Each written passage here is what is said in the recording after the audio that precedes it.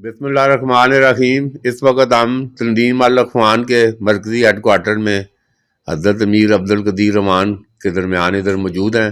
تو یہ حضرت امیر عبد القدیر رحمان ابھی ایک اجتماعی بڑا ادھر مکہ اور مدینہ میں یہ ایک اجتماعی عمرہ اور بڑے پوری دنیا بھر سے تنظیم کے جو بالکل جو فالوور ہیں دارالعرفان منارہ کے، تو وہ ایک بڑا روحانی اور تاریخ ساز اجتماع ادھر روحانی سرزمین مکہ اور مدینہ میں ادھر ہوا تھا۔ تو یہ پہلے ہم ذرا اس پہ بات کرتے ہیں۔ تو یہ حضرت یہ کیسے یہ جو ادھر ہم نے بھی ادھر بڑا ویڈیو بھی ساری دیکھی اور آپ کا جو پیغام سارا یہ ادھر گیا ہے، تو یہ کیا آپ کیا سمجھتے ہیں یہ کس نوعیت کا یہ سارا یہ پروگرام تھا؟ بسم اللہ الرحمن الرحیم۔ خواجہ صاحب بہت شکریہ۔ یہ اللہ کریم کا احسان ہے کہ اللہ کریم یہ توفیق بخشے کہ حرمین شریفین حاضری نصیب ہو۔ نازک معاملہ ہوتا ہے، بات وہاں کہیں بھی کسی کی نہیں ہے، ہر جگہ اللہ کی ہے، اور پھر حرمین شریفین میں جا کر پھر کوئی بندہ اپنے کسی پہلو سے تذکرہ کرے مناسب نہیں ہوتا۔ تو کافی عرصے کے بعد موقع نصیب ہوا حاضری کا، تو ساتھیوں کے ساتھ پروگرام بنایا اور لگ بھگ 800 کے قریب لوگ تھے، جس میں پاکستان سے بھی بہت بڑی تعداد تھی اور جاپان سے امریکہ تک بھی ساتھی ساتھ۔ کوشش کی ہے کہ ایک باقاعدہ جو ترتیب ہو عبادت کی ادائیگی کی اور لوگوں کو ایک سہولت رہے، لیکن سفر بہرحال سفر ہوتا ہے۔ یہ اللہ کا احسان ہے کہ حرمین شریفین کا سفر تھا، اللہ قبول فرمائے۔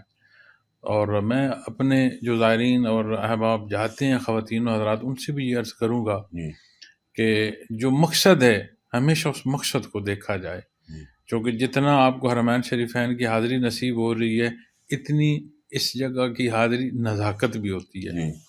تو اسی پہلو سے ہم نے بھی یہ دھیان رکھا کہ کوئی ایسی کمی بیشی نہ ہو جس سے ہمارے لیے کوئی بہت بڑا سوال نہ بن جائے۔ اچھا، اس سے حضرت یہ تو ایک روحانی، اس میں اس سے پہلے آپ نے ادھر مصر، رام مصر اور سارا آرکیالوجی وہ ادھر دیکھا، تو وہ سارا جو زمین ہم نے دیکھی، تو یہ سالٹ رینج جو چکوال جدھر کہ ہم یہ اس وقت سالٹ رینج میں موجود ہیں، تو یہ ایک لوگوں کی ماہرین اور سارے کہہ رہے ہیں کہ یہ ہب آف اکانمی ہے، پوری دنیا کی یہ اکانمی اس سالٹ رینج میں ہے۔ تو وہ مصر اور اس میں تو یہ کوئی ایسا دیکھتے ہیں کوئی اس کی ایکسپلوریشن سالٹ رینج کی کوئی اس میں تحقیق ہو؟ کہتے ہیں یورینیم گولڈ سارا ادھر دبا ہوا ہے ادھر۔ بات یہ ہے خواجہ صاحب کہ اللہ پاک حضرت جی رحمۃ اللہ علیہ کے درجات بلند فرمائے، آپ کو شوق تھا اس پہلو سے، نوادرات آپ نے جمع فرمائے، آپ کا بہت اچھا اپنا نوادرات کا ایک ذخیرہ ہے۔ تو اسی طرح جب مجھے موقع ملا، میں گیا مصر میں، تو مصر بڑی قدیم تاریخ ہے، اور وہاں مجھے یہ بھی شرف نصیب ہوا کہ میں حضرت موسیٰ علیہ السلام کی نسبت سے جن جگہوں کا ہے سفر وہ نصیب ہوا۔ وہ جب آپ نے وزٹ کیا نا، تو وہ ہم نے ادھر سرخی لگائی، موسیٰ تو تاب لا نہ سکے لڑکھڑا گئے، یہ تو سرخی لگائی، تو جو واقعی وہ تو مسلمانوں کی پیغمبر ہیں جی، ہم تو جوتیوں کی خاک جو ہے وہ اعلیٰ ہے، اور ہمیں تو جو نسبت اللہ کی طرف نصیب ہے در اقدس صلی اللہ علیہ وسلم سے، ہمارے لیے تو آپ صلی اللہ علیہ وسلم کا امتی ہونا یہ شرف ہے، اور آپ ہی کا فرمان ہے کہ اللہ کریم نے تمام انبیاء کا جو پر ایمان لانا ہماری بنیادی ایمان میں ٹھہرایا ہے، تو وہ اللہ کے اولو العزم پیغمبر اور رسول ہیں۔ تو اس نسبت سے بھی میں نے کوشش کی کہ ایسی جگہیں جہاں آپ کی نسبت سے، علیہ السلام کی نسبت سے باتیں ہیں، وہ بھی زیارات ہوں۔ ویسے قدیم جو آرکیالوجی کا انداز ہے اس سے بھی اس کو سارا دیکھا۔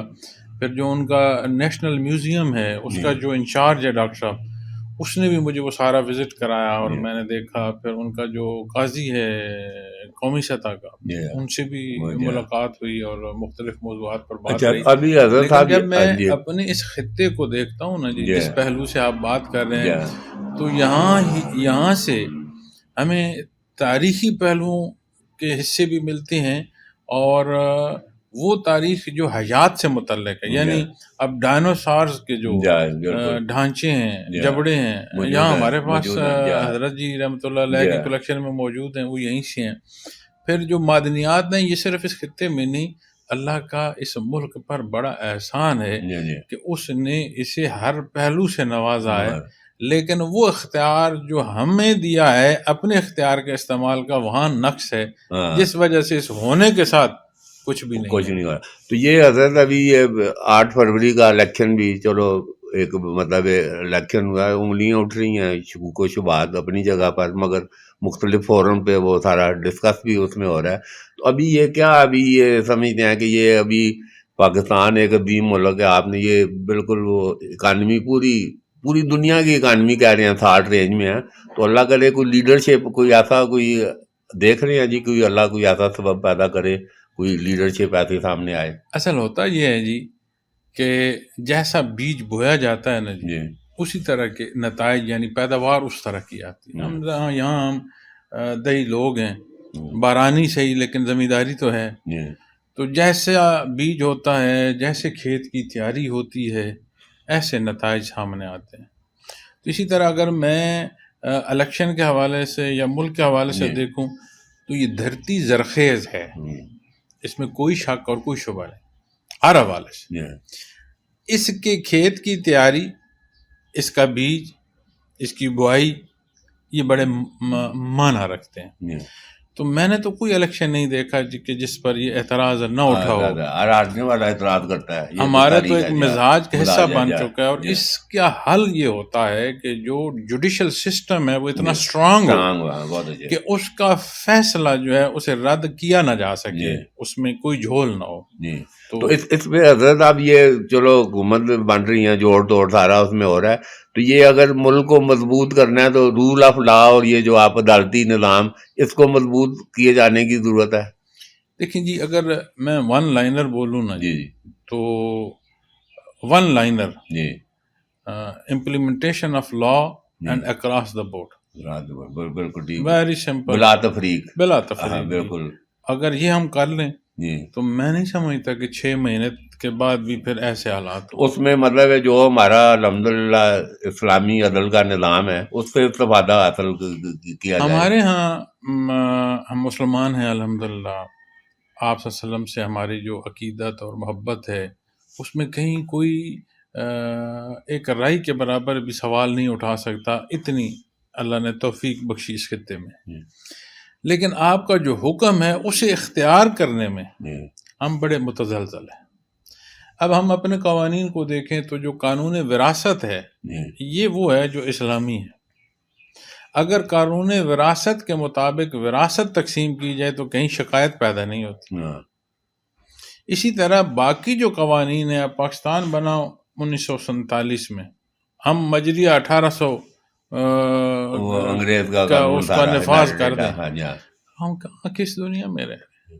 اس میں حضرت ابھی آپ اور اگر آپ جو جس طرح فرما رہے ہیں، میں تو ابھی یہ پیچھے الیکشن گزرے ہیں تو اس میں بھی میں نے جو موقع ملا بات کرنے کا تو میں نے تو دوستوں سے ایک بات کی کہ سب سے پہلے اپنے ملک کو اپنا مانو، اپنا جانو، اپنے اداروں کو اپنا جانو، اپنے جو انسٹیٹیوشنز ہیں. اب ہم جب انسٹیٹیوشن کہتے ہیں تو اسے مراد لیا جاتا ہے کہ شاید صرف فوج. پارلیمنٹ کیا ہے، عدلیہ کیا ہے، یہ جو جتنا انتظامی سٹرکچر ہے، سیکریٹریٹس ہیں، یہ کیا ہیں؟ یہ ہمارے انسٹیٹیوشن نہیں ہے تو کیا ہے؟ اب جب ہم اپنے ہاتھوں سے اپنے گھر کو اکھیڑیں گے، اور یہ جو بڑا مجھے موقع ملا خواجہ صاحب دنیا کے سفر کا، یہ جو تنظیمی سٹرکچر یا انتظامی سٹرکچر جو ہمارے ملک کا ہے یہ بڑا ڈیٹیل سے بنا ہوا ہے، قانون بڑا ڈیٹیلڈ ہے. اب اس کے نفاذ سے ہم یہ چاہتے ہیں کہ مجھ پر تو نہ ہو، سارا قانون خواجہ صاحب پر نافذ ہو. بالکل صحیح ہے، یہ بھی خرابی ہے. یہاں ہمارا مسئلہ آتا ہے. پھر جو کچھ ہمیں نظر آتا ہے وہ ہوتا نہیں، اور جو ہوتا ہے وہ ہمیں دکھتا نہیں. اچھا، ابھی حضرت صاحب آپ ماشاء اللہ نظر ہے روحانیت، اور ابھی کیا پھر پاکستان کا کیا مستقبل دیکھ رہے ہیں سارے حالات میں؟ دیکھیں جی، میں دعا گو ہوں کہ اللہ کریم بہتر فرمائے. میں دعا بھی کرتا ہوں اور میں اللہ جل شانہ کے حضور یہ توقع بھی رکھتا ہوں کہ وہ غفور الرحیم ہم پر مہربانی فرمائیں گے، چونکہ حدیث شریف میں آتا ہے کہ اپنے اللہ سے جیسے توقع رکھو گے ویسا اسے پاؤ گے. تو ہم اپنے اللہ سے ہمیشہ اس کی رحمت، اس کی بخشش کی توقع رکھتے ہیں. مطلب ہے کہ لیکن جب میں اس دست و گریبان انداز کو دیکھتا ہوں تو جب میں اور آپ دست و گریباں ہوں گے تو اگلے لمحے ہماری قمیضیں پھٹی ہوں گی.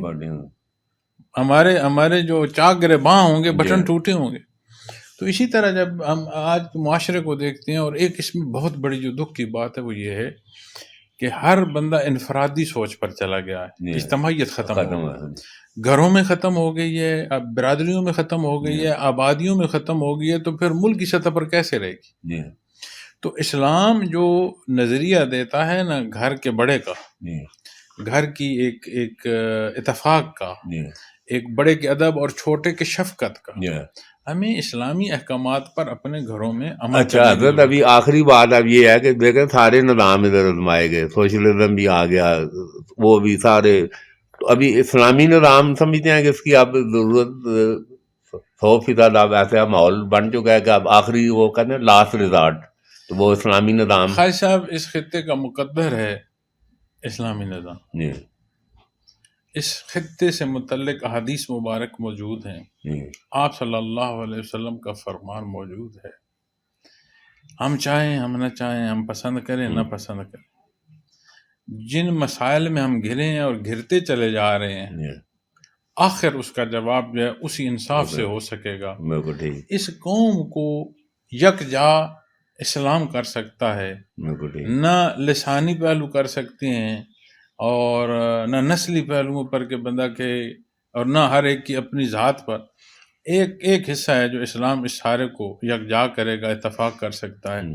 دکھ یہ ہوتا ہے کہ مجھ جیسے کمزور لوگ دینی پہلوؤں پر جب موقف بیان کرتے ہوئے اس کی نزاکت کا احساس نہیں کرتے تو ہم لوگوں کو دین سے دوری کا سبب بن جاتے. جی اس لیے میں اپنی ساری نوجوان نسل کو یہ گزارش کروں گا، جی سیرت پاک کا مطالعہ کریں.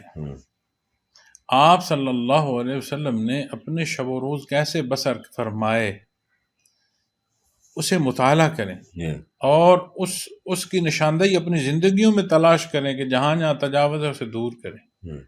یہ جو ہم اغیار کے پیچھے چل پڑے ہیں نا، کہ ہر بندہ یہ سمجھتا ہے کہ میں ہر شے بدل دوں گا، نہیں، بدلے گی ہر شے اللہ کے حکم پر، اس انداز سے جو انداز اس نے پسند فرمایا، جس انداز کو نبی کریم صلی اللہ علیہ وسلم نے اختیار فرمایا. اغیار کے پیچھے بھاگو گے، اپنے آپ کو مزید ادھیڑو گے، اپنا نقصان کرو گے. اور ہم کہتے ہیں کہ اغیار کے پیچھے جا کر ہم ان کی برابری کریں گے، جب چل پیچھے رہے ہو تو برابری کیسے کرو گے؟ تو بہرحال جی، یہ آج سارے حالات حاضرہ پہ تنظیم الاخوان کے امیر حضرت امیر عبدالقدیر رحمان نے یہ ساری فکر انگیز گفتگو ہے. حضرت صاحب، آپ کا شکریہ، آپ نے وقت دیا، بہت تھینک یو.